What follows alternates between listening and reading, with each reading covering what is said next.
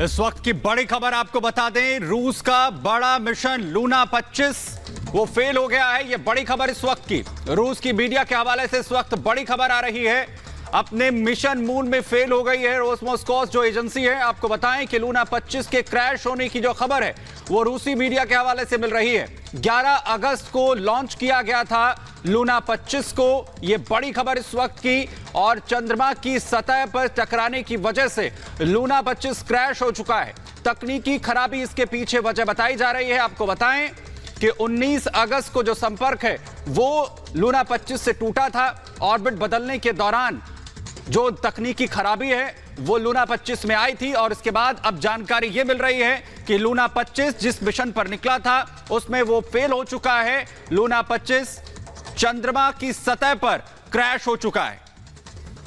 तो बिल्कुल ये बड़ी खबर आपको हम लगातार बता दें, रूसी मीडिया के हवाले से बड़ी जानकारी मिल रही है और मनीष पुरोहित जी इस वक्त हमारे साथ में जुड़ चुके हैं, उनसे हम समझने की कोशिश करेंगे। मनीष जी, सवाल लगातार यही उठ रहा है कि ऑर्बिट बदलने के दौरान जो मिशन है रूस का वो लूना जो क्रैश हो चुका है, इसके पीछे की टेक्निकल अगर असल वजह हम जानना चाहें तो क्या वजह रही है क्रैश होने की?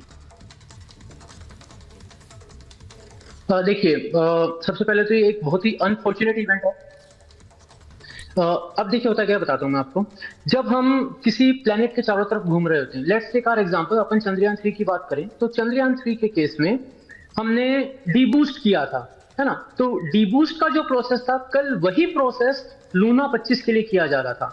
डीबूस्ट के प्रोसेस में हम स्पीड को कम करते हैं, तो लूना 25 की स्पीड भी वो कम करना चाह रहे थे। लेकिन हुआ ये कि जितनी वो स्पीड को कम करना चाह रहे थे, स्पीड उससे ज्यादा कम हो गई।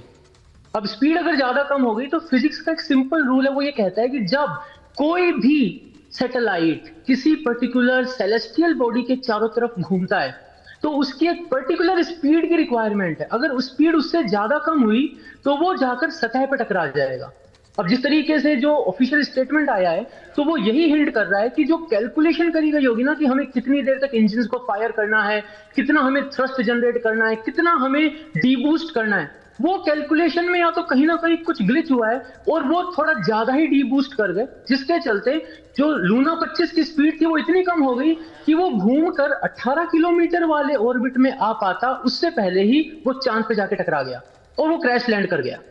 लेकिन देखिए ऐसा है कि कुछ स्टेटमेंट ये भी आ रही है कि ज्ञान के अंदर एक ऑटोमेटिक कंप्यूटर होता है जो ऑर्बिट के नजदीक जाता है तो ये समझ जाता है कि रफ्तार कम करनी है, धीमी करनी है और कहां पर उतरना है।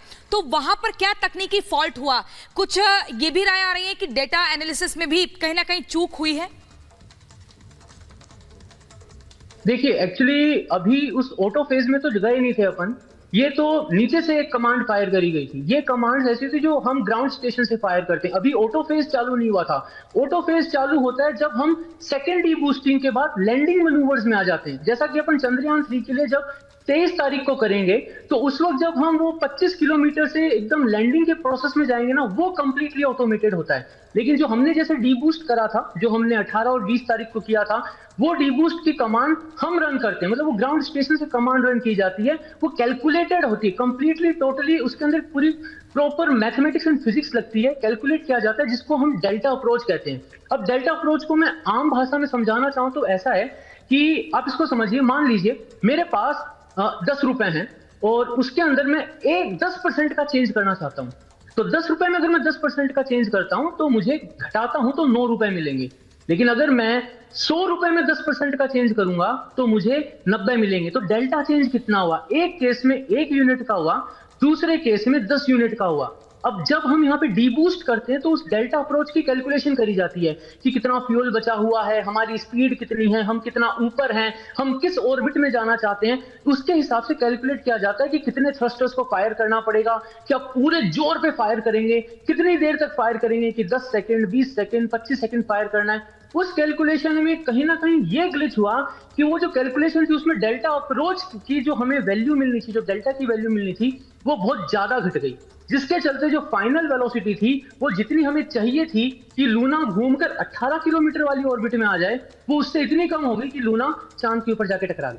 क्या जिस तरीके से चंद्रयान 3 आगे बढ़ रहा है, जिस पाथ के थ्रू